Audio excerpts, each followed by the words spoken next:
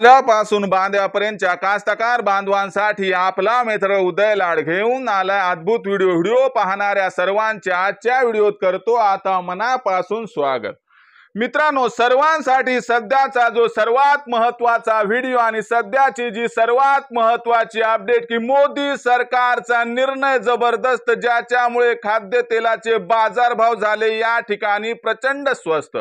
पण असा कोणता निर्णय मोदी सरकारने घेतलाय की ज्याच्यामुळे खाद्यतेलाच्या बाजारभावात दिसत आहे सध्या ऐतिहासिक घसरण? मग मोदी सरकारच्या निर्णयाचा परिणाम हा कशा पद्धतीने झालाय आणि सर्वात महत्त्वाचा मुद्दा म्हणजे खाद्यतेलाचे बाजारभाव घटले तर याचा भविष्यात सोयाबीनच्या दरावरती कशा पद्धतीने होणार आता या ठिकाणी परिणाम?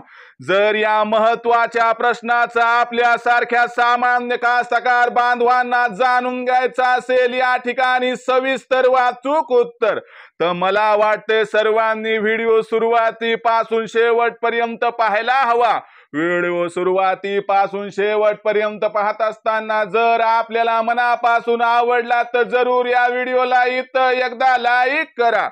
जास्तीत जास्त कास्तकार बांधवांपर्यंत व्हिडिओ पाठविण्यासाठी जरूर या व्हिडिओला इथं एकदा शेअर करा आणि चॅनलला सबस्क्राइब करून जरूर नोटिफिकेशन बेल ऑल करा। याच्यामुळे येणारा प्रत्येक व्हिडिओ हा आपल्या सर्वांना या ठिकाणी मिळत राहतो सतत।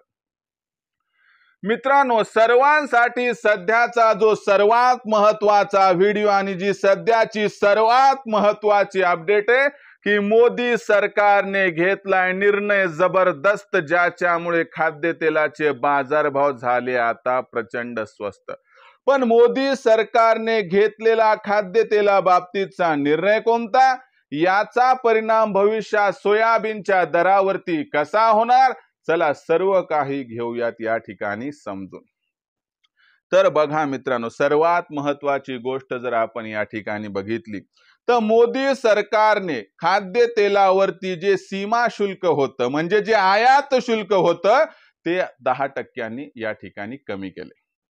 म्हणजे बाहेरून आयात होणारे जे कच्चं खाद्यतेल होतं ज्याच्यामध्ये सूर्यफूल तेल, सोयाबीन तेल, पाम तेल यांचा समावेश होता, हे सर्व खाद्यतेल 10% स्वस्त झाले। आता याच्यामुळे तुम्हाला सांगतो की प्रति किलो खाद्यतेलामध्ये 10 ते 15 रुपये किलोचा फरक पडणार। आणि मागच्या एका महिन्यात मोदी सरकारने असं दोनदा केले म्हणून खाद्यतेल आता स्वस्त मिळणार।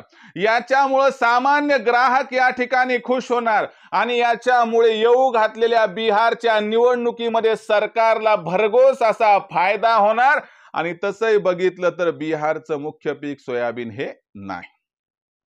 आणि दुसरीकडे कसं आहे की महाराष्ट्रामध्ये दिवाळीच्या आसपास स्थानिक स्वराज्य संस्थेच्या निवडणुका आहेत, इथंही त्या ठिकाणी सरकारला फायदा व्हावा अशी इच्छा आहे। कारण सरकारचं टार्गेट या ठिकाणी स्थानिक स्वराज्य संस्थेमध्ये मुंबई महानगरपालिकांच्या महत्त्वाच्या महानगरपालिका आहेत आणि इथं शेती हा मुख्य व्यवसाय नाही तर खाद्यतेलाचा भाव हा अत्यंत महत्त्वाचा आहे। जर या सर्वांचा विचार केला तर एकंदर सरकारने इलेक्शनला तोंडासमोर ठेवून मास्टर स्ट्रोक खेळलाय, त्यांना फायदा होईल कारण बाजारभाव घटणार।